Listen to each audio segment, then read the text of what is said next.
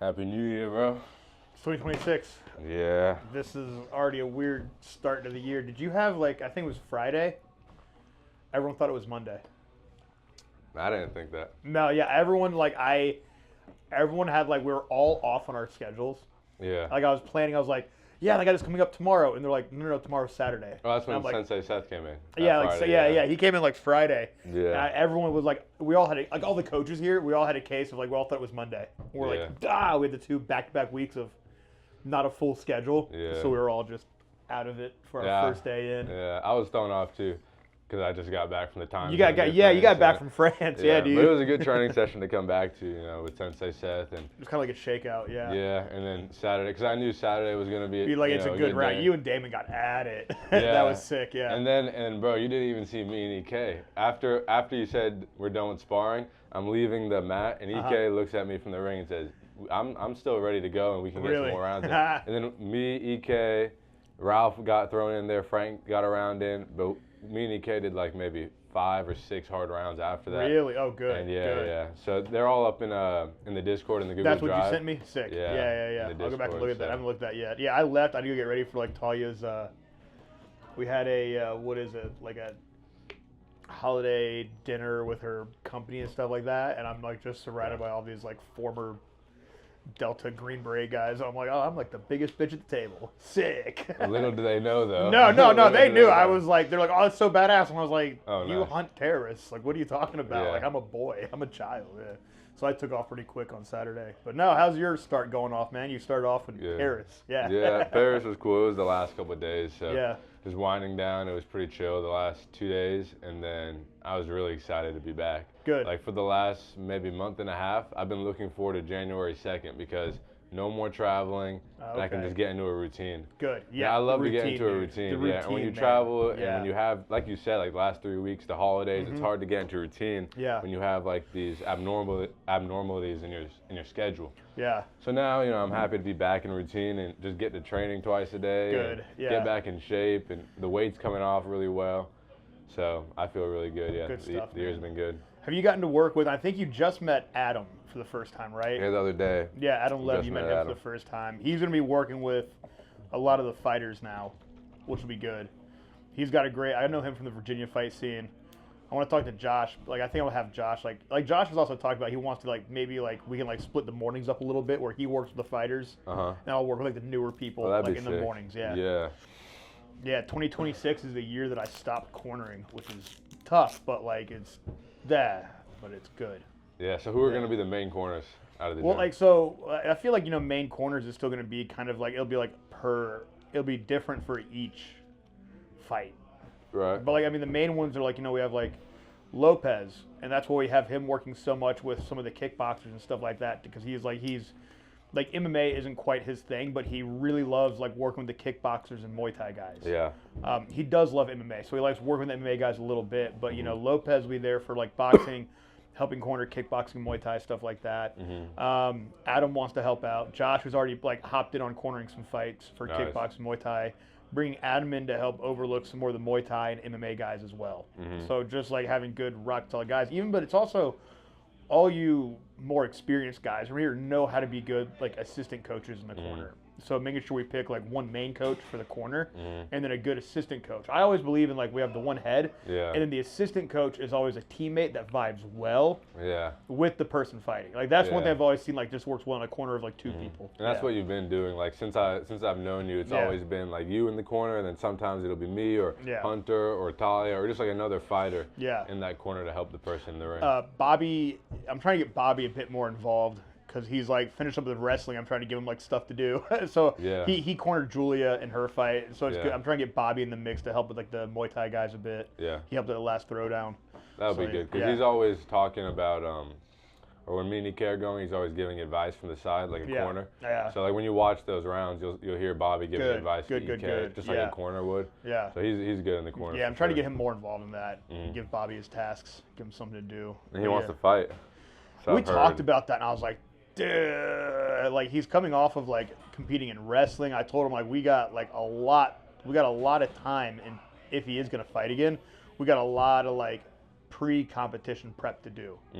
He's mid-30s. it's hard to fight in your mid-30s after time off.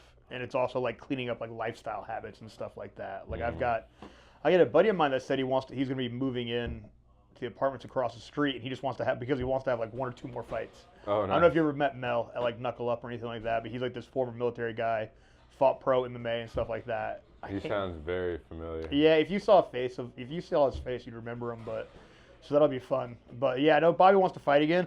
But I was like, dude, we got a lot to do if you are gonna fight again. Yeah. So no, it'll be good. I'm just trying to keep him in the mix, man. Like we're all like, if you start seeing like even like me, Bobby, like some of the old heads, like we need like routines, like we need something to do, like something on the horizon, or we just go insane.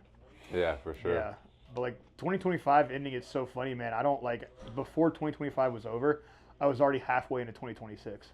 What do you mean, like thinking about what you were gonna do? No, like planning ahead. Like I mean, already like having stuff booked, like fights booked out to March and April. Yeah. That's a third of the year. Yeah. You know, planning for events past that. We have 2 in-house events coming up in February, playing another one for April. So like we're already like, as I tell people, like the timeline is always at least like 4 months ahead. Like I'm here on Monday, but I'm here on Monday 4 months in advance too. Yeah. And then just everything is always like the busier this place gets, even like the planning out stuff for the other gym, like planning out, okay, how are these programs going to work now? Let's instill new programs. Let's give them this window. Like for the other gym, we're like, okay, we got new programs starting this week. I saw that. Let's give like a 6-month window and then reconvene on like what's working over here. So that's like the when you own a business like this and you're coaching, like there's no off season. Yeah. So the years just I don't even have, like, as I tell people, I don't have any I think New Year's resolutions are dumb as fuck. Yeah. Like so many people I think try to get too all in on something instead of like, I tell people like, okay, if this is going to be like your new year, new me, like just start the process. Start making it a habit. Yeah. So many people go all in on the first couple months and then like they've burnt themselves out, or they realize just how fucking hard it is to like set this goal. Like they set this crazy goal, and instead of setting like those like smaller goals, you know what I mean? Like they're like, I'm gonna lose 100 pounds. 2 months later, why haven't I lost 100 pounds? Yeah. Well, you need to lose 20 pounds. You need to lose 20 pounds first. You need to lose 5 pounds first. Yeah, exactly. You need to see what your body can do after just like fasting properly. So I tell so many people come in, or they're like, this is gonna be the year that I fight, and I'm like, but what'd you do before that? Yeah. What were your habits before that? Like, okay, you've been like last year you started martial arts. Now this is you want to fight.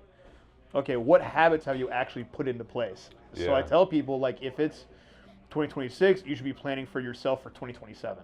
A lot of people tend to put like this, not like unbeatable, like goal in front of themselves, but I feel like so many people kind of look at it the wrong way.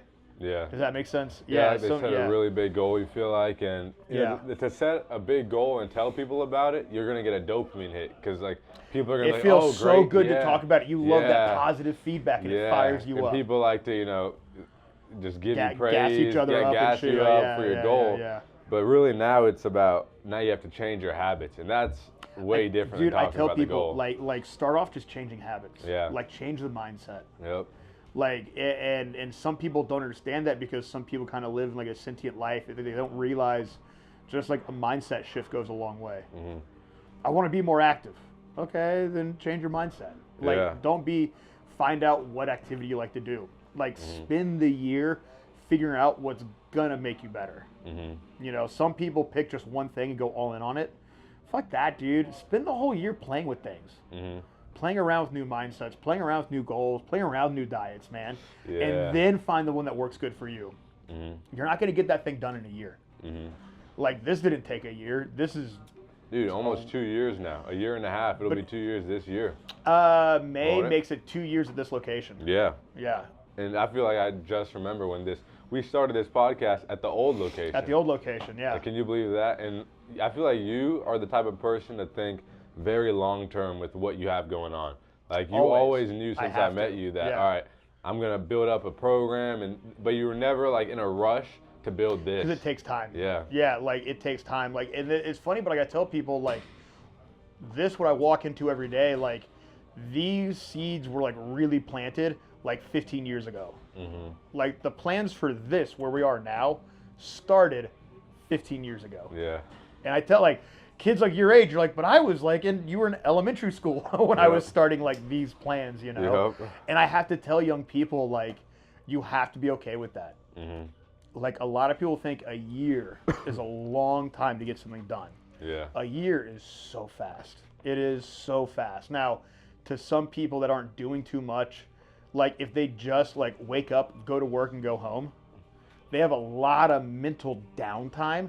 So it feels like, oh my God, there's nothing to do. I'm like, no, you're just not like stacking the little things that make it fly by. So like with this, man, like it's like this snowball keeps growing and it's moving down that hill faster and faster and faster and faster. And it's like it hasn't even felt like 2 years in here.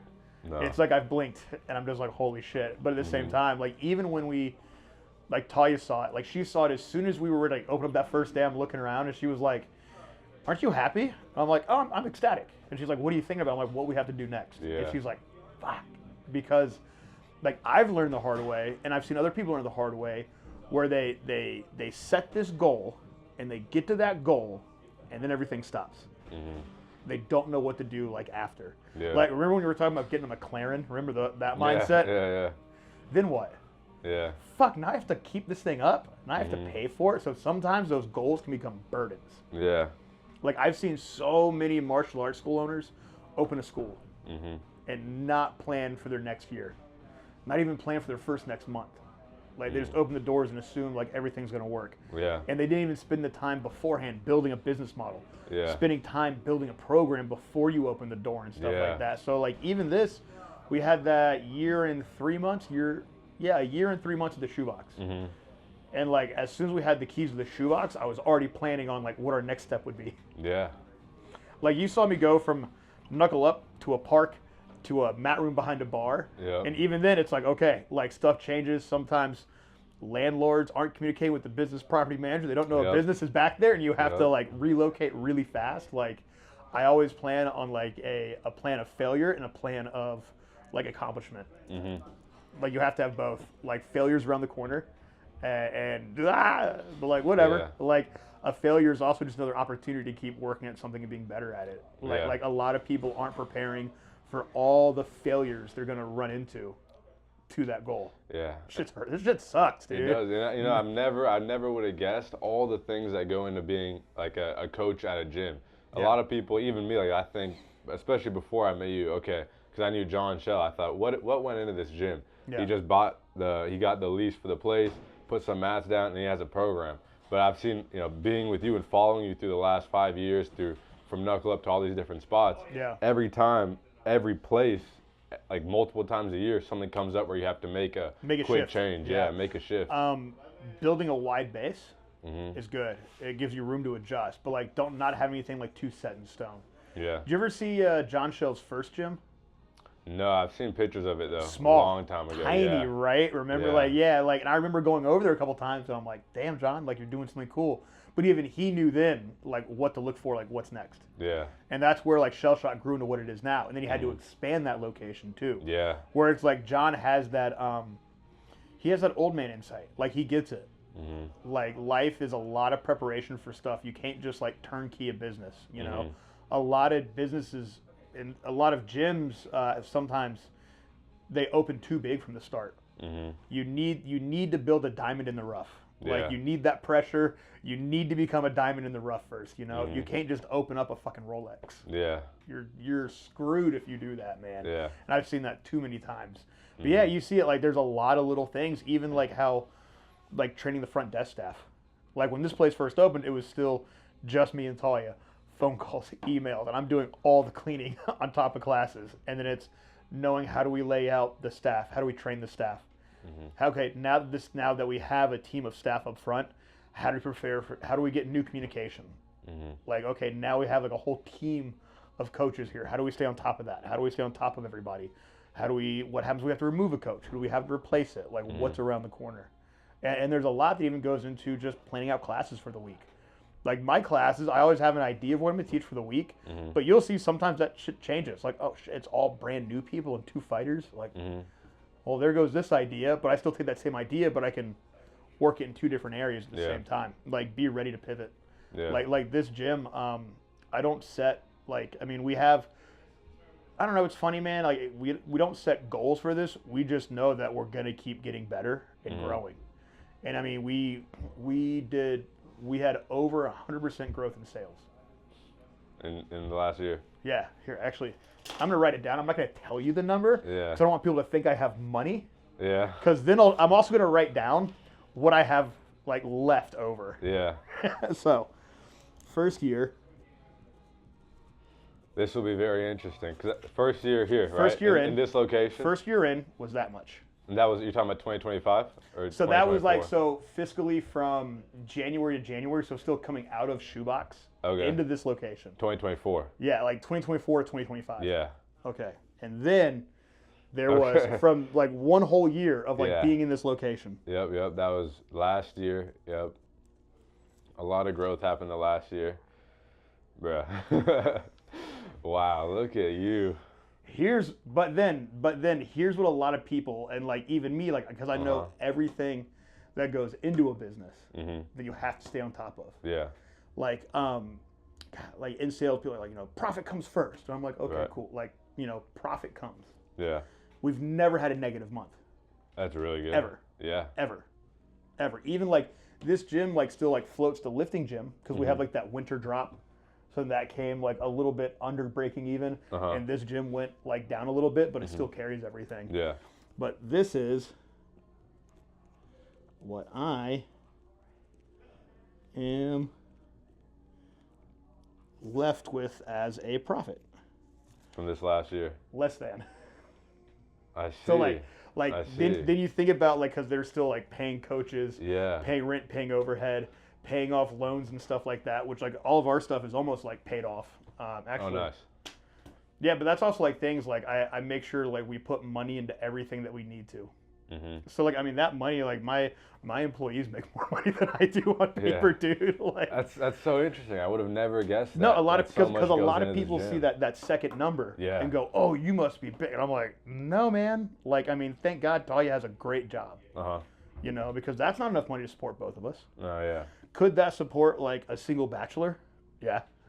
Like that, like me, I was very much like a couch surfer, like sleeping mattress on the floor kind of guy. So like, I mean, I could live. Like Max Dorn that owns Coalition Kitchen, he was like, yeah, man, I remember you told me you used to make $400 a week and you lived off that? And I was like, yeah, easy. And he's like, how? But I've always been just like goal of like, hey, I'm going to show up and work and it all becomes better. But like, any money I do make automatically goes to stuff like mortgage, car payments, groceries. So usually the only money I do have is like extra money from like privates and stuff like that. And that's where like a lot of business owners, like I feel like they kind of mess up. They don't prepare for all the extra costs. Or they're not prepared to put money into the right areas, like your staff, your coaches, your cleaning, your overhead. And it's also keeping money ahead. Like we have to have enough money in our savings account to be 2 months ahead in case of catastrophe. Yeah, for sure. So like money flies out real quick. Like I think I made the joke like, yeah, I made like $3,000 the other day, but technically I didn't. Like I did. I don't really touch it. Like I don't go like, oh, balling. I don't get to have that feeling. But then I have like, at the end of the day, though, like it still helps like cover everything. Like over the summer, Talia wasn't working because she works in the school system, but the gym still like because summertime it's busy, it carried us. Yeah. And she was like, oh, that felt good, and I was like, see, I told you. Like so, she became a little bit less stressed about that. Nice. Now that she's gotten to a really good position, she'll probably like never leave that career. But she does like she really likes to see now that like the gym is like always growing. So now like the goal is to do like. Shoot for like 50% more than that, For this year, Because now it's like technically that's our new baseline. Yeah. And I don't want to go back from that baseline. Like everything past that is like what I need to then kind of like make a bit more money to put away for stuff. Yeah. But yeah, a lot of people don't think about what goes into the overhead of owning a business. Like I can't do this by myself. Right. Like I have to have, and I've always known like I'm gonna put money back. Like I put all my money back into the business. As soon as I get money, I'm like, all right, it's back in the business. That's it. But technically, it is like money back to me because this is what I care about. Yeah. So I'm curious at the old place and at Knuckle Up and all the way up until this building, it really was just you and Talia for most of that. You didn't have like really assistant coaches or especially the shoebox. It was like really just you. Yeah. So when you came here and you hired other people and now you have staff and now you have to get like into the business workings of it all and relationships and managing people that work, with you. Yeah. Is that something that a skill you had to develop, or you feel like you already had that down pat from all your experience? I feel like it's because of the experience beforehand. Yeah. But I also tell people like my path in martial arts is way different than a lot of others. Like I did not get into martial arts to be a competitor. I kind of got into martial arts because I was like, oh, this is just something that I like. My brain likes this, I started working in gyms as a teenager, dude. So even as a teenager working at the YMCA, I'm talking to personal trainers how they like lay out schedules, how they lay out programming. I'm talking to like managers of the building, going like, hey man, so how do you like talk to the staff? Like how do you manage that kind of stuff? Like I would ask them, I was like, hey, what's the like YMCA is a big like organization, so like some people can be a little more hands off, but I was always like, oh, like I saw like all these like behind the scenes things. And then getting into martial arts, like I would always kind of look at like the business side of it, like how do you manage the numbers? And I think like the martial arts business itself is actually kind of simple, and a lot of people overcomplicate it. But every day I was in the gym, like I'm learning how to teach better classes. I'm learning how to regurgitate information while I enjoy learning information. I'm enjoying my workouts, but I'm trying to learn and study like just the ongoings of like relationships in the gym, like what good leadership is, what good note taking is, what good bookkeeping is, and stuff like that. And you kind of got to make your own thing. So I still came into business ownership with like 2 decades of like behind the scenes experience. Yeah. And like the other day, I don't know why I started to randomly count. Because like sometimes like for some of the coaches here, this is the first gym like this they've worked at. For me, I worked at like 12 different gyms throughout my teens and 20s. Like figuring out, like seeing what people do right, what people do wrong. Yeah, it's a lot of experience. It's a lot of experience. A lot of different experience. A lot of different experience. You cannot repeat other people's experiences. Like your experience is yours alone. You and someone next to you can go through the exact same thing, but you two still have a different experience, a different insight, different outlook, different outcome, and different thoughts after. Right. So like mine has always been like, okay, how do I make a martial arts school that I want to enjoy teaching at?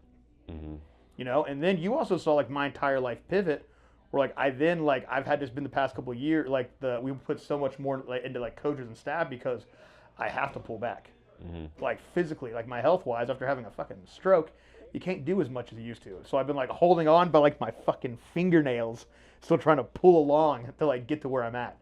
And now I'm at the point where I can be like, okay, like now I can still like come in.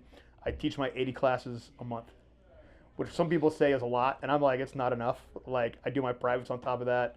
Now my extra free time goes to coaching at Sanderson. Yeah, I feel like people say it's a lot because not many people would do that. Like not many coaches do that. I feel like a lot of coaches have a job outside of coaching, but the only coaches I've ever really had that I've really been committed to are you and John Shellett, and both of y'all, as long as I've known you, I think for the most part with John, you guys were full-time coaches the whole time. He works for Duke Energy. Still? But like, yeah, I think he does. Oh shit, I didn't. Well, but I mean, I don't. But I think he's in way more of like an overseeing role. Yeah. Like he still does stuff. Maybe he has retired from it. I don't know. I got to ask him. Yeah. But he's also like just a constant workaholic, and that's why I love the guy. Yeah. But like he's always been like all in. But here's the thing is that he shows up every day to teach. Yeah. He doesn't show up part time to teach. Exactly. And like I tell people, like there's, are you a coach or are you an assistant coach? Some people don't realize that they're an assistant coach at their own gym. Like, and I'm not being mean when I say that, but it becomes kind of true. We're here, like, the only classes I am not around are the Tuesday, Thursday noon classes. But I still like keep an eye on them. Like I'll watch them get started sometimes, but then and sometimes like Friday evenings, like I'm here taking Adam's gi class, and I'll also like watch other classes going on. But like I am watching every class go on. Like when there's privates going on, I'm watching the privates go on. When there's group sessions going on, I'm watching the group sessions going on, and I'm still getting involved. Because even like Vic and Lopez are still growing as coaches. And then I'm like, oh shit, I guess I'm the guy with the experience. And I have to like help oversee. But like that's what I love doing, man. Like even helping like Christian come into his own as like a coach. You got guys like Nate Chow coming into his own as a coach. So. And then I love having guys like Adam who has like this wealth of experience. And it's funny, we looked at our resume of like all the promotions we've like cornered. I'm like, holy shit, we've been like cornering at the same shows for like a long time. And actually, I think he reffed your Muay Thai fight or your kickboxing match at TCB. Did he? Yeah, because he was talking about like the rules meeting he ran. I was like, oh yeah, I was at that one. Because like he kept it like short, simple, to the point, just direct. And I was like, That was you. I remember that now. Yeah, and so I love picking his brain about like his experience of like coaching and like running programs because all he's ever done is just been in the gym. Yeah. Since his like early 20s. Yeah, and it's like I kind of tell people I've had people ask about doing a hometown franchise, and I'm like, do you have 20 years of experience? And they're like, no, and I'm like, no. Like it's different because with hometown, you have the head coach who's here every day, day in, day out. Yeah. And I've actually had like, and I tell people, and even me, everything I do, I still feel like I'm not doing enough because I'm a psychopath. So, but yeah, it's you have to be all in on this. Yeah. You have to be ready to look at these numbers and realize like, oh shit, like the pot's not even close to being full yet. Like that pot empties out pretty quick. That's 20 years in. Like a lot of people, I feel like you said earlier, set these massive goals and want to do that their first year, open a big gym. I'm gonna get 6 figures my first year, and I'm like, okay, it can be done. It can be done, but are you looking at what else has to be spent? Because even at like the shoebox is like when we're coming up on like 6-figure years. That's in a small little spot. But then it's like, well, shit, if I need to make more money in those 6 figures, then I need more space. Yeah. And then you see the cost of like going to that next space, like adding on staff. But it's also, you know, we were operating just shy of 300 before winter. 300 students. And then we have like that winter dip, and now we're coming back out of that dip. So now it's like, so I tell people like now, like I'm preparing for 300 plus students for summer and past. Yeah. And it's like I tell people like, you know, Lopez, he called it too. He's like, man, like you guys get it that every like 40 to 50 members you add, you have to change a little bit without losing like and I tell people it's really hard to try and keep like the same product we have here because it's a different product. Like every class you come in, like you're learning, you're applying, you're learning, you're applying. How do I not like water it down to get like a lot of students and now I'm giving them a bad product? Yeah. How do I keep delivering a good product while getting more students on? You know, because like my whole life now is just teaching classes and like still like coaching fighters, giving insight and stuff like that. But now I have to be like hands off of cornering, but I'm never stepping away from teaching classes. Yeah. You know, like getting some teeth pulled this week. I'll be back in here on Thursday. I think maybe. Like I don't know, I never had that done, so let me see how that feels. But yeah, I hate taking days off. And I kind of tell people like a lot of business owners aren't prepared to be on it 24/7. A lot of people will say they chose us, like they knew they're going to sign up here before they even come to take a class because we were the first to respond. Oh yeah, it's such a little thing that goes such a long way. Dude. Yeah. Even when I'm on vacation, dude, the phone doesn't stop, the emails don't stop, the phone calls don't stop. Like it's you're never off. Like if I wake up at 2 a.m. to pee. And someone sends a message like, "Oh, hey, we will contact you in the morning. Please let me know any other questions you have." And if they answer, they freeze a text back at 2:10 when I'm laying back down after my 10-minute piss. I don't know what I'm talking about, but like then I'm like, well, I'm still gonna answer them back, you know. And I've you've seen that. She's like, "What are you doing?" I'm talking to someone that wants to come in and check out the gym. They're in a different time zone, like, and I'm just like, I don't know, man. Like, it is what it is. Like, a lot of people aren't prepared for like how all in you have to be on something like this. But I always knew, with like my schedule and how I just jumped into like the gym life. When I say gym lifestyle, I just mean like, that's where like I like to be at. I can be there at 6 a.m. all the way till like 9 or 10 p.m. And a lot of business owners try to treat like this like a 9 to 5. It is a 24/7 thing. Yeah. You don't want to check your phone on Sunday? All right, you better watch that 6-figure number drop a little bit, man. For sure. Like this has been your whole life. Yeah, like the difference between a 6-figure and a 5-figure is $1. Yeah. You ever think about it like that? No. I said that to someone one time. They're like, "Oh, fuck," and I'm like, "Yeah, dude, the difference between 6 figures and 5 figures is $1." Yeah. That's all it takes. That's all it takes. To push you over the edge or take you back down. Or take you back down, man. Yeah. I can't even imagine you working another job. Like, what would you even do? Security, besides security, maybe. Yeah, like I've done like security and stuff like that. When I was younger, I would do like, man, I'll say when I was a teenager, like I was working at the YMCA, and then there was also like a Cinnabon I worked at for a little bit. There were two food places I worked at. Oh, that'd be so And the only funny. places the only reason I worked there is because they were privately owned. Yeah. So I had like direct communication like with the owner, and I like that. See, yeah. I like that a lot. I don't like being told what to do by a middleman. Right. Like, I don't know. I try to say I don't have authority issues, and Talia's like, you have all kinds of authority issues. I'm like, I guess you're right. And like I enjoyed working at the Cinnabon. I enjoyed working at Bear Rock Cafe because they were privately owned. Yeah. So we could operate like off script, and it just worked for us. Mm-hmm. Like we could make our own routines for this place, and I liked it. I liked it a lot. And it was fun. You know, it was like me and my neighbor I grew up with. Like he was managing. Somebody was like, hey, you want some part-time work? I'm like, absolutely. You know. And then we kind of like do our own thing, and it was great. They're like, how are you guys selling so much? And I'm like, I don't know. Like, fuck your process. We know ours here. We know our customers. Yeah. We have people that want to come back and like, we'll spend an extra minute talking to them while we serve them something. Like we have different social skills in this one, so that's why it's operating better. I worked at a Bear Rock Cafe for a little bit, and it's funny because like even the owner, like there were a couple times like customers tried to complain about how I spoke to them, but I was addressing how they spoke to me first. Right. And if you work for a super corporate place, you have to let the customer talk to you a certain way. Yeah. And I don't do well with that at all. I am very quick telling someone to fuck off. Mm-hmm. And now like the owner came out and he was like, what'd you say to my employee? I was like, okay, well, you're wrong. Enjoy your sandwich. Go sit down. And it's like, have a good one, dude. Like, and I enjoyed working those places. Outside of that, washing dishes was fun. Like, I'll say like for a little bit, I was in between. I got fired from LA Boxing, and I was working part-time at a Muay Thai gym. Didn't have any privates, and so I just like got a dishwashing job, and I was like, oh shit, this is actually kind of nice. I was like left alone. Yeah. I'm just like cleaning and scrubbing. I was like, I could do this all day. Like, not what I wanted to do, but it's what I had to do for a little bit. Yeah. And I loved it. Like I didn't love it. It wasn't something I only loved it because I knew I was gonna do it forever. Yeah.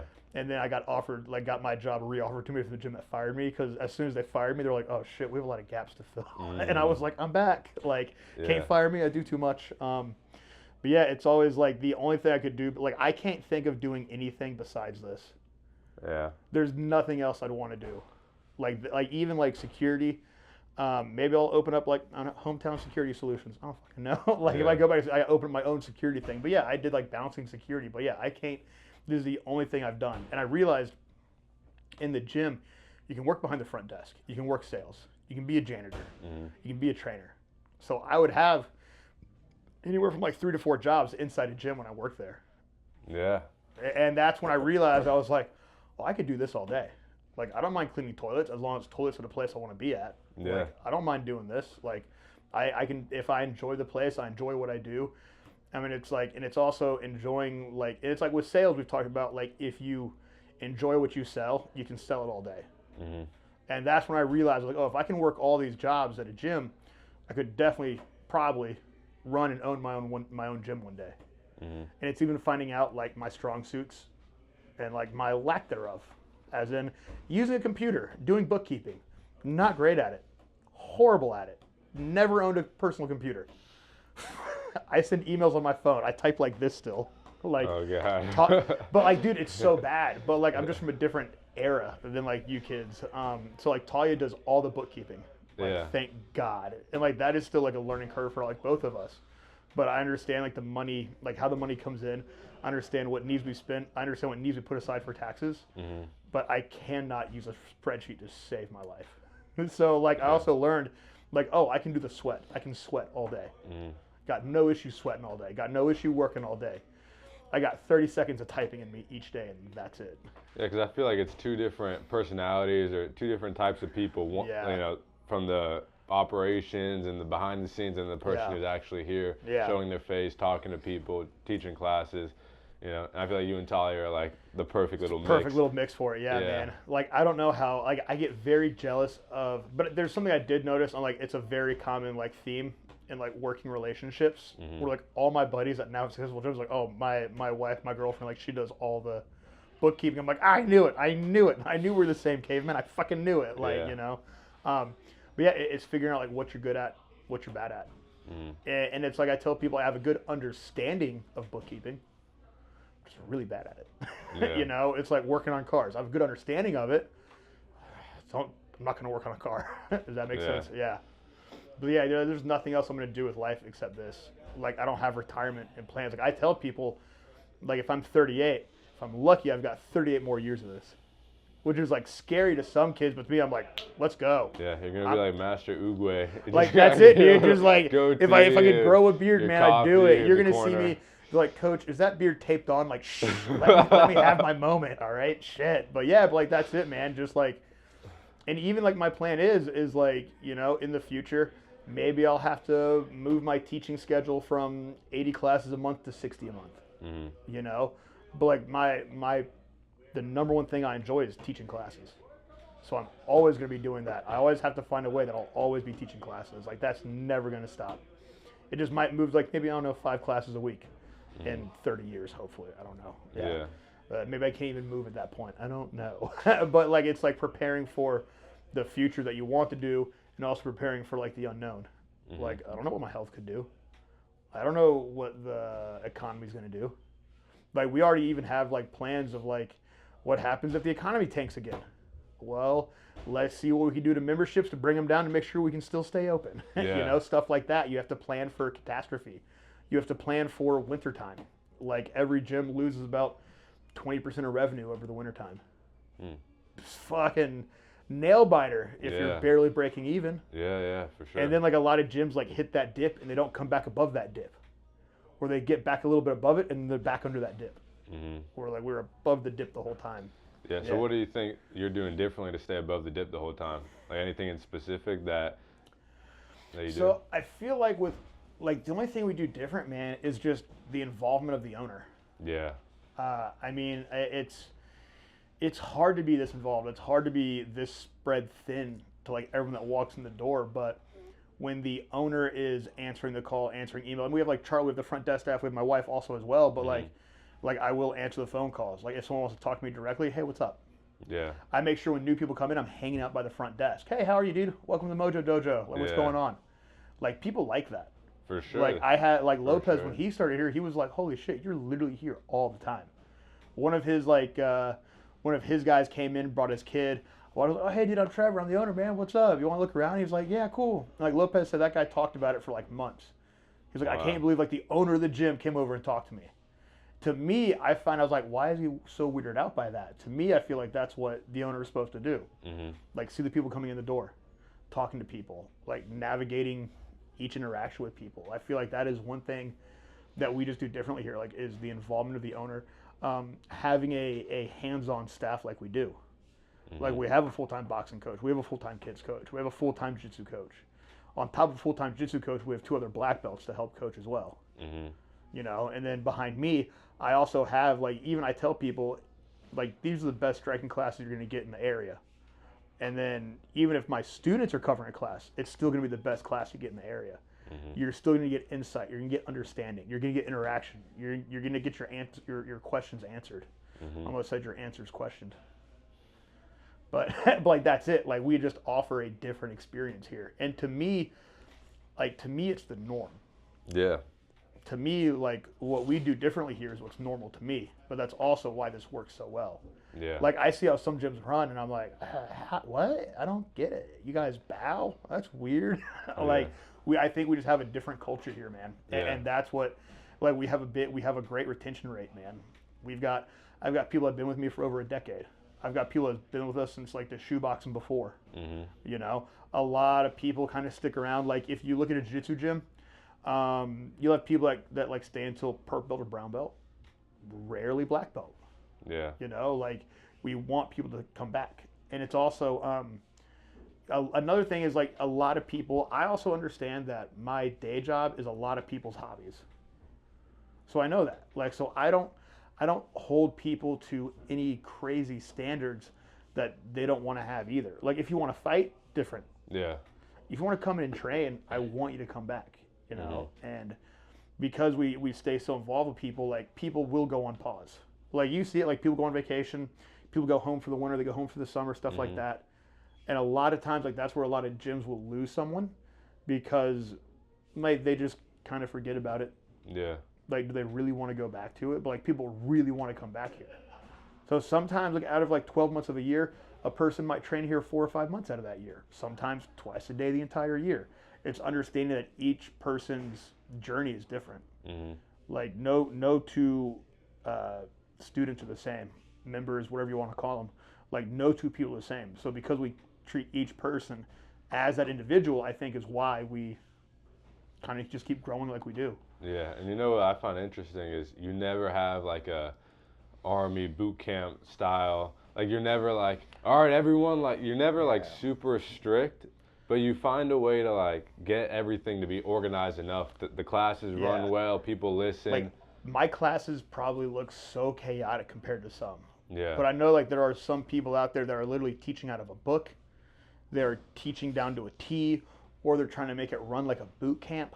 But I'm like, man, this is a community environment, dude. It's I think because I do so well with controlled chaos is why it kind of works with that. Like that ebb and flow of the room. You look at a Muay Thai class that has 30 people. There's people ranging from first week to 14 fights. So you kind of have to learn how to like navigate the room for that. And I think it's just because I don't treat people like this is the military. I don't hold people. I'm trying to find the right way to word this. Like, I don't treat people a way they don't want to be treated. Yeah. If that makes sense. You know, you know what I don't want? I don't want someone to fucking yell at me like I'm back in boot camp. Yeah. Fuck that, dude. Even like my TI said he didn't like yelling at me because he knew I wasn't the one fucking up. He knew that I was the one that could fall in line, just go with it. And I kind of learned from him, like Robert Feet, he was just like, you know, like being a TI for basic training can be frustrating because you have to discipline the whole room. Yeah. One person messes up, but that's different. Like that's the military. They have different priorities. They have different shit. Like there's a lot more life and death type shit with that. So you kind of have to get on the same page. And it kind of helps you like sort out like who's going to be in what role. But so here I'm like, man, I don't want this new guy to be penalized because a fighter showed up a little bit late. That fighter knows that he should have been here on time, but I'll still check, like, dude, you okay? It's like, sorry, coach, like, work was this. I was like, all right, just don't bullshit me. Get the fuck to work. Like, pick up the slack. You know, like, if people come in and I start making them do burpees because they ran late, they don't want to come back. People come in and I'm like, you okay, man? You're running late. You're never late. You okay? And they're like, sorry, I'm having an off day. And I'm like, do you even want to train right now? And they're like, not really. And I'm like, then don't, dude. Like, what do you want to do right now? Coach, can I just hit the bag? Yeah, fucking go for it, man. Like, I make sure, like, each person still has, like, an individual experience. And then if, like, I don't want to ruin someone's experience because someone else messed up. Like, you'll see me kind of call people out for talking when I'm talking. But instead of going, like, you fucking idiot, like, everyone do push-ups, I'm kind of just, like, cracking a joke. Yeah, we all laugh. Exactly like, we all crack a joke. I just crack a joke. I bust people's balls, man. I talk shit. Like, and it's so lighthearted. It's like no one feels like tense or like, oh, I might make a mistake and get called out for it. That tensity. Like, people don't want that. People don't want that. People are so afraid of that already in their day-to-day life. Yeah. Whether it be going to school, going to some job they don't like, where they have a boss that's a dickhead. They don't want to go there. They want to go to the place where they can have fun. They want to go to the place where they can cut up. They want to go to the place where they can challenge themselves and feel rewarded for it, you know? They want to come in and know that even if they're not feeling great, they're going to get something great out of the time they spent here. And it's just something different that I've always believed in. But, like, how I see it is how I've always seen it. Like, these habits started, like, over 15 years ago teaching bad classes.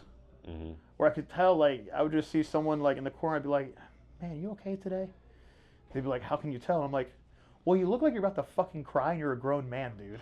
Like, why are you looking like you're a wet sock? And they'd be like, rough day at work. Or my girlfriend, I'm like, all right, what do you want to do right now, man? Like, you just don't want to be home? And they're like, no. And I'm like, what do you want to work on right now? They're like, man, I think I really want to work on, like, this one thing. So I'd give them advice on that one thing. I'd kind of like, I'd always like, I'd be directing the entire class. I'd keep an eye on this guy. Like, the entire bag class is still doing, like, we're calling combinations, it's set, like, it's very structured. But I tell people, like, even when I taught bag classes, I'd be like, whatever you can do today, give me that.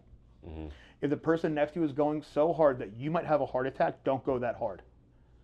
You know? So even in class, like, we're all doing the same thing, but at different levels. Then I'd circle back, be like, do you want me to tape a picture of your boss onto the bag? Like, crack a joke like that. They'd be like, that'd be fucking funny. And a couple of times I did do that. And people were like, what? And I'm like, it's just a joke, you know? But like, recognizing, like, the individual's experience, like, goes such a long way, you know? When I look at, like, an entire room of people, I see the individual. You've always been that way. Always been that way. You've never really been the boot camp guy. I tried that, just didn't feel very honest. Like, where someone's running late, let me penalize them. Like, dude, if you're here, I'm just fucking glad you're here. If you show up 30 minutes late and it's an even number, you're going to have to sit out. If you're running a little bit late, and the class is odd, but now it's even. I'm actually really glad you're here because my OCD was going in overdrive. You know, like I really care about what each person gets out of here, and a lot of it is also setting like realistic goals, like instilling good habits on people, good mindsets, having a good healthy hobby around other people. But yeah, like when I look across the room of people, I am looking at each individual, not just like a bunch of people in gis with a belt on to recognize rank. Like there's no ranks in these sports, and that's why I like it. You know, yeah, there's rankings in jiu-jitsu, but jiu-jitsu I do respect for like the rankings of it. Yeah. But even still, man, like, hey, if you're a student, you're a student. I want you to be a student. I want you to get better, and that's what we offer. And that's where a lot of places kind of mess up on that because they might go to a sales summit meeting or a martial arts business meeting, like, you know, their business is growing, but it's kind of losing the identity that made it genuine in the first place. And then you'll see, like, eventually that sometimes becomes like maybe an owner then sells that business off because they kind of turn it into a business instead of like their life. Yeah. Like my lifeblood is this. I think we've talked about that where it's like, without this, there's death. Right. Like, you know, who I am without martial arts is not good. Yeah, like I said, I can't imagine. I don't like that dude. I don't like that dude at fucking all. Yeah. Not a good dude. Not a good person. Not someone I want to look at in the mirror. You know, so me, like, my lifeblood is this. So I can never give this up. Someone's like, hey, here's $1 million. So I'd be like, sell. And I'd be like, no. Yeah. I'd rather make my own million. Yeah. You know, and like now we're already talking about, like, and like I said, planning ahead. We're looking at buying a building. Like, not anytime soon. We still got quite the lease here, you know, and but even Talia knows, she's like, shit, next step, I got to buy a building or make our own somehow, you know, like always got to plan ahead because, like, you know, I like whatever we go to next, the same product will be there. Like this same product keeps growing. Like, I mean, as much as I can spread myself thin, I'll keep doing it to make sure everyone gets a good experience. And that's the goal for 2026. By the end of 2026, we're getting ready for 2028, you know, and I'm always looking at that, never giving up the experience here. And that's what keeps the growth going, man. Yeah. Do you think that the main thing that keeps the experience so good is that you're here? Yeah, I think so. But it's also, right? But it's also not just because I'm here, but it's just because of like what I want out of it as well. You know, like if I did want, like let's say if I wasn't here. So like one thing I noticed is that there's no, I guess, uniform or no continuity to like schedules and structures. Like if you look at some gyms and there's 5 classes in a day, a different instructor each class. It's a different gym each hour of the day. It's not the same gym. Yeah. Does that make sense? Yeah. Or if it's like, you know, like it's kind of like spread out. Does that make sense? Like I see, like, you know, a lot of gyms, if we end up going to like that 6 a.m. territory, I'm not teaching 6 a.m. classes anymore. I spent my teens and 20s with the extra energy that I had teaching classes at 5 a.m. and 6 a.m. Opening gyms up at 4 a.m. to clean. Dog, I'm almost 40. I've had a stroke. Like, okay, I know my limits. My limit is that I wake up at 7 a.m. a little bit earlier each day. I hate waking up that late. And then people look at me like I'm crazy because I'm saying that's late compared to how I always woke up from high school. I was starting my 2-a-days in the gym at 6 a.m. Always been that way. And now my day I wake up at 7 a.m. And I feel like the day is almost over, you know? But like, so if we start at 6 a.m., I'll make sure I can entrust people that will give the same experience that we can get like in the evening. You know? If I'm here all day, then I know everything's like working well. Like everyone's going to be giving that same energy. Everyone has that same passion. What kills passion for instructors, if there's an owner with no passion, an owner with no direction, an owner with no goals. Yeah. If these guys just worked for a business owner, they wouldn't be the coaches that they are. They wouldn't have the opportunity to grow as the coaches that they are. You know, even me, I'm always like, if any of my guys ever want to go open up a gym, I'd be like, cool, let's set a timeline for you to do it. I wouldn't even ask about being like buying into the business. I would be like, let me know what you want to do and let me help you write these goals out and let me help you show the process. Like for a while, Vic was like, man, I want to open my own gym one day. And I was like, okay. So I turned around the laptop and I was like, this is owning and running a business. He's like, I don't want to own a gym anymore. I'm like, I don't fucking blame you. Yeah. But like each person's journey is different. And I want to help people like grow into that, you know? So I think the biggest thing here is that, because we have the owner and the head coach, like even though I don't coach any jiu-jitsu, like sometimes like jiu-jitsu guys will be like, what should I think about for competition? I still see people like set standards and set like shit like that. I help people set like prioritizing like what you're doing in class, how to improve your class structure a bit, you know. I'm not going to tell someone how to teach jiu-jitsu. I am going to help show them like how to kind of help structure a better product a little bit. I am going to help talk to them about like how do we help structure mindsets for competition, you know. So that's still like my insight, and I think that's what does the most. If you go to a gym and you know there's this little place called Knuckle Up, and now no one really talks about it because like the owner, you saw it, never there, didn't do anything, passed the buck on to other people. More people thought I owned that gym than the actual owner because of how much I was there, because of how much I was doing. How wild is that? Like, it should never be that way. Yeah. Like when people come in, they're like, oh, like, are you the owner? They're like, fuck no, man, that's Trevor. Like, you just missed like the 1 or 2 hours of the day he's not here, you know? And if I'm not here, I'm walking my dog, checking messages on my phone and shit, you know? Occasionally I take a nap, I'm human, right. You know? Yeah, but I feel like that is like the big thing that separates us is just having someone that's all in. Yeah. Because that creates the all in from everyone else. Yeah, that's so true. Not many other gyms have people that want to train twice a day. Yeah. Like, I love it when I see people train 2 to 3 times a day here. I love that. Some people want to, like, some people kind of make it a chore to go to a gym twice a week. Fuck that. I never want a person to feel that way. Ever. Yeah. Dude, this is like the opposite of that. I'll tell you, like, the Monday nights and the Wednesday nights here are something, like, it's so special. So wicked, right? Yeah. I love it here. It's like one massive family. Everyone's laughing. Everyone's having a good conversation. It really is like that spark that makes life fun that people are not going to find at work most times. There's like this buzz. Yeah. Like even the 9 a.m.s have like their own buzz. Yeah. Like the noons have their own buzz. Yeah. The evenings have like this buzz. Yeah. And it's something that like, what's cool is that people that watch videos, like, and then they come in, they're like, oh damn, like I'm getting what I see. Yeah. I like that. Like I'm not repeating some ads and videos from like over a year ago during the one time we did busy night. Not every night's busy. Yeah. Every night there's a buzz. Every night there's an energy. Yeah. Every night. Every fucking night. Yeah, that is so sick. Like especially like recently since I've been back, the Monday and Wednesday nights, it's like really something, you know, very unique. And it's weird. It is weird. Like, and I don't like to like toot my own horn to stuff, but it's different. But it's something like I'm like, this is what I've always seen. Yeah. Like this is what my vision has always been. Just a bunch of people getting along, doing martial arts. I fucking dig it, dude. Yeah, man. Yeah. It's like a weird mix of like Enter the Dragon, but we're all surfing. I don't know. You ever seen Enter the Dragon? No idea. Oh, damn, dude. You got to watch the classics. Idea. No, so Bruce Lee's Enter the Dragon, there's a scene where he's like checking out like the villain's compound. And it's just a fuck ton of dudes doing martial arts and training. I'm like, that's what's up. Yeah, like the Karate Kid, I see them in like China, and it's like that massive open area with all them moving in the Dude, I mean, like, remember how special even the park workouts were? Because that's when we started training together. Yeah, We'd be like 30 deep in a park. Yeah. And just crowds of people would stop by and be like, what the fuck is we had like this? literally, like, we had what like is spectators, this? and it was a whole event. Even just like being in the open air like that, man, there was still a buzz to like our community, our Mod Podge. We had people from all over the triangle, all over the state would come by and train. Yeah. And it's a unique buzz that we kind of have because we're all on the same page. We all want to be here. Definitely. And it's funny because that started from an Instagram post.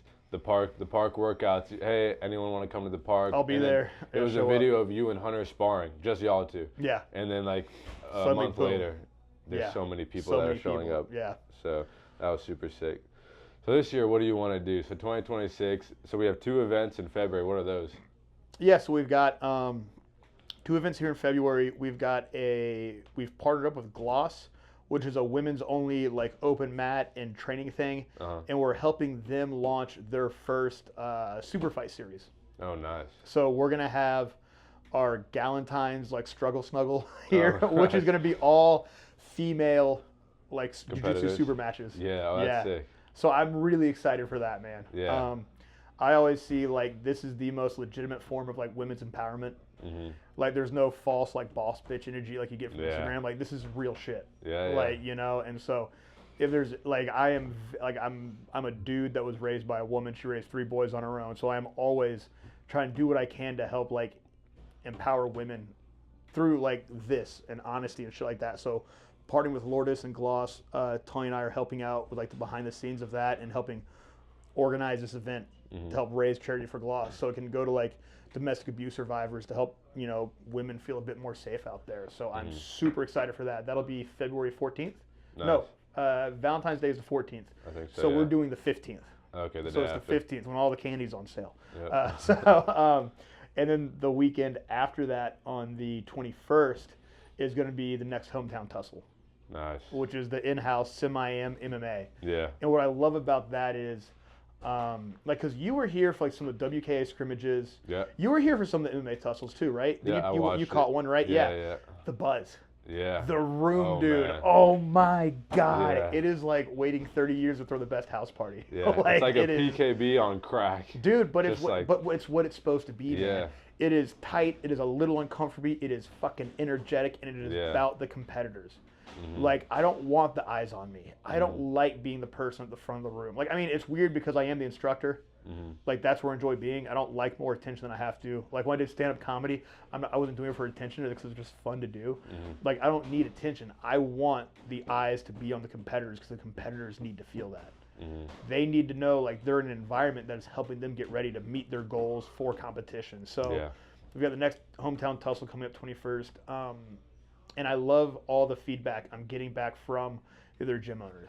They're like, hey, man, can I copy and paste this? And I'm like, absolutely. Because we need more stuff like this. We have involvement from the state. Like PKBs, there's no involvement with the state. They're not going out of their way to try and really help train the next generation of officials, which is something I am so adamant about. Yeah. Like, all I want for you kids is the best competition space possible. I want people to come to North Carolina to compete. Yeah. I don't want to have to travel out of state so much. I'm fucking tired. I've been traveling over the U.S. my entire life for fights. And I'm sick and tired of like people not wanting to fight in North Carolina. So I want to try and just help. Like, that's like the 10-year plan. Like, the tussles are a 10-year plan. Yeah. Actually, it's not even a 10-year plan. Like, what it'll be in like less than 10 years will be my own promotion. Yeah. Like we've already put the gears in motion where I'm like, oh no, this is how we essentially start like our own promotion. And so like the next plan would be, if we're in 2026, really start programming the tussles into semi-am events at locations outside the gym. Mm-hmm. Finding little like community centers, Shriners clubs, and they have like a very cheap overhead. Yeah. Very low overhead. You know, I don't want to be in show business yet, but I do want to build like that foundation, knowing like, okay, how do we now operate outside of our controlled space? Yeah. We take this foundation, put it somewhere else. What's going to go wrong? Okay, cool. Let's wing it. You know, Mm-hmm. we have, so that's February, and then April is when we're going to do the next hometown throwdown. All kickboxing, Muay Thai, and boxing.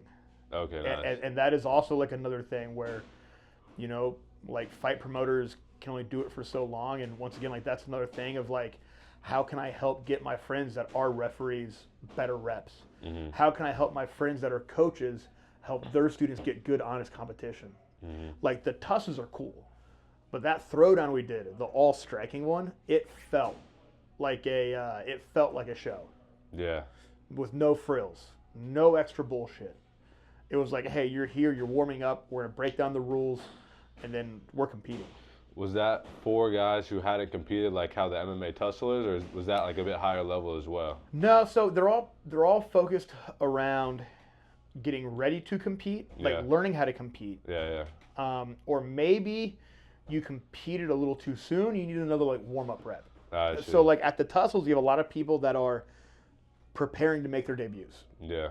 You have quite a few people that made their debuts and there was a hiccup. Mm-hmm. And their coaches want to address something and go back to the drawing board and give them more looks. Mm-hmm. But it's not for super experienced people. Yeah. Same thing for like the throwdown. Mm-hmm. How do I create like a good competitive environment for people that want to compete? You know, for guys that have competed but need to tweak some stuff, same thing. Because when we do the tussle, it kind of feels like an 80s like fight scene where you have people on like outside the cage grabbing the cage and spectating. It's all like packed in and tight. Yeah. But then when we did it over here in the ring, man, we took up so many mats. We put out rows of chairs. so it felt like a show. Yeah. And that felt really cool. Like That's sick. Yeah, I don't think I was here for that one. No, I can only imagine. You were doing your never-ending Hot Boy Summer. You were in Thailand, I think. That was in 2025. You did that, the throwdown, though? Yeah. And it wasn't like two people going, or two matches. It was just one at a time. in the ring. Yeah, one at a time. Like a real show, really. Like it literally felt like a show. Yeah, and you had seats out and everything. It was dope. My buddy Keith Bell, who's fought all over, he's a really good professional fighter. He stopped in and he like just came by to say, hey, and he was like, yo, what is this? And I'm like, I told you we were having fun. Like he thought we were just having like a little like get together. He's like, oh shit, this is a fight night. And I'm like, I mean, legally no, don't say that. But technically we're having fun, you know. Oh, that's gonna be so sick. I'm excited for that. I love that, man. It's the best. And so now I'm trying to make sure like how do we keep, and it's also each event is charity focused. If I really wish sometimes I was a greedier person and I wanted to make more money. Like I know I need to make money, you know. I make sure we're always turning a profit. But like with these events, it's more about like the purity of sport and competition, creating good memory for these kids, creating good memory for like their friends and family that want to come in and watch it. Yeah. Keep them buzzing for a while. You know, I'm not overcharging. I barely charge anything. Like it's optional entries. Like, you know, it's not about me putting money in my pocket, which like some events become very focused on that. And now you're losing purity of sport. You know, so we keep each event is making sure we always have a charity that we're attached to. And lately, another thing I'm always got stuff in the books, man. Like some people I'll start telling like, hey, where were you? I was like, oh, we had a meeting about setting up another event. And we're partnering up with the We Defy Foundation, which is a very big, it's a very big charity organization that helps veterans like deal with like kind of like being reestablished in society. If they have PTSD, they need an outlet. Like they do a lot for helping like fund research and memberships and stuff like that to help veterans like do stuff after the military. Yeah. So we are coming on board with We Defy to help set up events for them. They already do their own like We Defy like super fight series. They want to start doing MMA events with it as well. So we're coming on board to help that. So another thing that we also enjoy is that's also for a good cause. Like, you know, you're not going to leave the event then look at the office of me like counting stacks of money with a big cigar in my mouth and I'd be like, all right, everyone needs this, everyone needs this. Mr. Like Krabs, no, that's not me, man. I like there's a part of me that was like, I don't know how, like I get it, like I totally get it. Like money makes the world run, but like to me, like it's always like a perk. Yeah. Like and it's different, you know. Like everyone sees it differently. Like some people are very money focused, which as a business owner, you have to be profit focused. But I'm more focused on putting that profit back into the gym, and that's why it keeps growing. Like this gym could have stopped growing, but it means like that last number I told you could have gotten up, but then the quality of everything else probably would have gone down. Yeah. Does that make sense? Yeah. Yeah. Like it's, how do I keep making it like just good? Like martial arts is all about giving back. So I think what also helps is that we have such a focus on always being involved with the community in good ways. Like when we did the Asheville disaster relief. Yeah. Yep. Dude, drop of a hat, I will do that no matter what. And I love that we have a community behind that as well. Yeah. So I think just people see like the culture that we're creating here, man. It's a bunch of misfits that want to do good for people and get into fights. Like it's weird, but it's kind of what we all want deep down, man. Like human beings need conflict and they need care and they need to give care as well. So I feel like we kind of help cover all those little bases here. Yeah. I need to trim my nails. Jesus Christ, I sound like a movie villain over here. Yeah. No, you're right, dude. I'm stoked for it. Yeah, so then, shit, we're going on in the summer. I know we've got like you're hopping back in for like the IKF like spring classic. Yeah. Julie's doing that, but it's like, hey, we're already like planning out fights to like April, May, so forth, so on. Like we already have like more tentative dates for other tussles and throwdowns. I feel like doing one every month would be a little bit too much. That's why I try to do it like every other month, alternating theme between MMA and striking, MMA and striking, the occasional jiu-jitsu thing thrown in there. What other, like I do have a very big focus for 2025 of me personally, like I don't know, people talk about like callings. My mom always noticed like, hey, you're way more of like a helper than a hurter, you know? And it's very easy to hurt people that you don't like, but I don't enjoy that as much, you know? I've always enjoyed helping people. There's something about it, you know? Like as a kid, I needed help. I got some help, you know. But like so now as an adult, like it is very important that I'm always giving back. So like my big personal focus now that I'm still involved as a coach. how do I become even more involved with helping the community? You know, what can we actually do as an impact? Yeah. You know, like helping the community is not just posting shit online and saying, let's make a difference. No, it's called actually showing up and making a difference every damn day. So how do we get involved with like kids programs? How do we help get kids involved in martial arts? How do we get established with more women's shelters? How do we help feed some hungry people? You know, like, and so my big shift to 2025 is still focusing on giving back as much as we can. This year. Yeah. 26. What did I say? 25? Yeah. So 26. Sorry. Yeah. Yeah. So ending on 25, like. And, you know, speaking of that, dude, about helping the kids, now you're a Sanderson wrestling coach, which I wanted to talk to you about, because even I don't have no idea how that came to be. I remember you were the NC State head coach for a little bit. No, not for wrestling. God, no, I was a boxing coach. I was like running the striking club over there a little bit. For a little bit, and then, but now you're back to helping the kids. Always, man. Yeah. And like that is like, Talia's like, why are you doing this? I'm like, because it just feels good. Like these kids need to get pushed. They need to get shown how hard the world is. Like me, I made the joke in a post that I am probably North Carolina's most unaccomplished athlete ever. I just enjoy the practice. I enjoy showing up. I enjoy helping people. If you beat my ass a little bit and helps you win a fight, fucking great, dude. Like that's what I'm here for. So Sanderson Wrestling, it kind of came up with, do you remember Josiah that trained here? Yeah. So he started at Sanderson, like his first year wrestling was the current coach's first year wrestling, or like as the wrestling coach there. Yeah. And I was showing Josiah some stuff preseason, and then his coach was like, who showed you those single legs and stuff? I was like, oh, it's my MMA coach. And he was like, oh, can I stop by? And we kind of like just hit it off. And I was letting them run some like out of season practices at my gym for kids that want to be involved. Yeah, I remember that. And he's had a hard time finding an assistant coach that can stick around and stick with it, you know? And so then he kind of came to me and he went, hey man, I'm just kind of wondering if you might want to help me out as like the assistant wrestling coach. And I went, yeah, like without a doubt, because me, like to improve as a coach, I need to become an assistant coach. Before I was a head coach, I was an assistant coach for years, you know? And with me being so involved in MMA, like I have good MMA wrestling, and it's kind of fun to go back to like the basics of wrestling. And it's also just exposing kids to challenges that they don't know the benefit of yet. Yeah. There's something magical to it. Like there's something awesome of helping kids find out that they can go through something really hard. And I tell these kids, I'm like, you are setting yourself apart from the pack and you don't even know it yet. They have no idea. They have no idea. Like that is such an opportunity. Me being tough on you is such a good thing for you. I'm not being mean. I'm being tough. There's a difference between mean and tough. Mean is me hitting your mom the first time I meet her. That's mean. That's like tough is shut up. You're fine. Don't complain. Hey, keep some composure. Hey, stop acting like that. You said you want to wrestle, so show me. Show me you want to be here. You told me you want to be a state champion. You're not training like one right now. You know, and so there is something very, it makes like young Trevor very happy. Like young little kid, 9 years old, wrestling shoes on, makes that kid happy to be there. Yeah. And you got to keep that little kid happy, because that was a really messed up little kid. You know, and I'm still fixing him every day. So like that came on. It's funny, like Coach Royce, he was asking me, he was like, what do you do besides coaching? And I was like, well, now I'm the assistant coach at Sanderson. And he's like, what? And I'm like, I'm all in on coaching. Yeah. So like, how do I keep staying all in on coaching? I find something else to coach in. And now, and it's even like when he and I have been talking, and he's like, what are your plans? I'm like, well, even though the season has just started, and well, I mean, we're halfway through the season now. To me, the season's already over. So I'm looking at what we're doing postseason. I'm looking at how to prepare for next season. And he's like, holy shit. And I'm like, some of these freshmen, they've already graduated in the grand scale of things.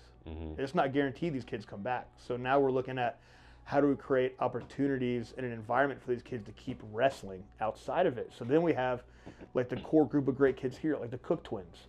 We've got your brother Vihan. Like they're all, like Vihan at first, like once he saw that Ty was teaching class, he was like, I'll hop in and hang out a little bit. And now Vihan loves hopping with these kids and helping out. And he like, Vihan was like, hey man, can I like help come to some of the tournaments and stuff? And I'm like, absolutely. Yeah.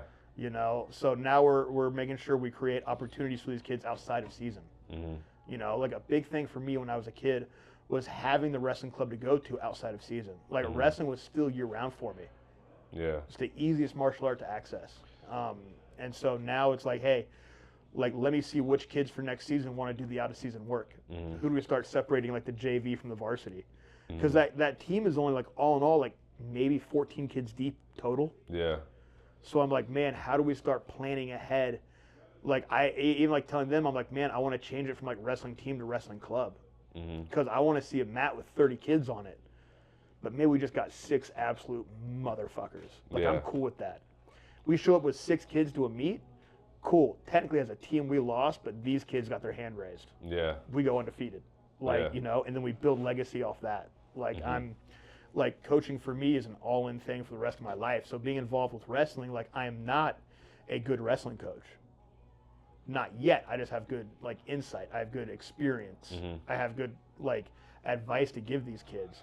And as it turns out, I still know more wrestling than some high schoolers. I'm like, okay, shit, hell yeah. Like, you know. So that became like another thing to help me improve as a coach outside of already being a full-time coach. Another way to give back to kids, another way to give back to the future, another way to keep getting involved like this next generation, because even like when I talk to Al Coley, who runs the boxing commission, like I tell him, it's not for me, it's for the kids that are coming after me. Like, what lessons are you going to pass on to people? Like, one day I'm going to be gone, but my lessons and my teaching still stay behind. Yeah. And how can that keep like repeating and repeating? Like I tell people, all the insight we have is from someone else that's not here anymore. Yeah. And then they learn that from someone else. Like John Shell's teachings, that knowledge started like a couple decades, you know, like a couple decades ago. Some of the people that taught him, the people that taught those teachers aren't here anymore. So how do we keep instilling that like little bit of legacy, you know? Like, I don't need a bronze statue. I just want to, like, out there somewhere there's gonna be some kid working hard at being a better person. Yeah. So like that's like the big goal of like the high school wrestling, man. It's just something that is really, really good for kids to be exposed to. You know, and even like I feel like an old man talking to these kids, but like I'm just like, man, you kids are watching Instagram videos. You're not learning wrestling, man. That's not an experience. You come in here, this is so much harder than the videos. I'll ask kids, I'm like, did you think it was going to be this hard? And they say no. I'm like, well, do you want to quit? The door's right there. And they go, no. Then I'm like, all right. Hell yeah, that's awesome. So shut the fuck up. Yeah. Like, sometimes as a kid, you can be told to shut the fuck up and work harder. And I tell these kids, I'm not being mean. I just sound like my mom. Like, that's it. Like, you know, like, hey, do you want to know what it's like to work hard at something? Good. Now take that and apply it to everything else. Like, I know I have good work ethic. I've always had good work ethic. So I apply that to everything. And a lot of my work ethic came from being exposed to something hard. And some little switch in my brain was like, okay, let me work through this. Yeah. I might get my ass beat for an hour straight, but I still got up. I still went for more reps. And when you can take that into anything, you can go places. Like, so many kids, I feel like are being tossed to pass the buck onto someone else, like on team sports, like basketball, football, baseball. Yeah. We lost this game because so-and-so. Okay, well, then the whole team needs to help that kid. Yeah. You know, like I don't believe in the whole like one person is better than everybody else. There might be one person on the team that is better, but he is better because of everyone behind him. Yeah. So kids learn like, hey, I might not be number one. I've never been number one anything, but I've helped people become number one, and I love that shit. Yeah. Yeah. Like, we need people that help, you know, help the training partners, the guys that don't want to be number one. You need the training partners, dude. Yeah. A lot of coaches were just really good training partners.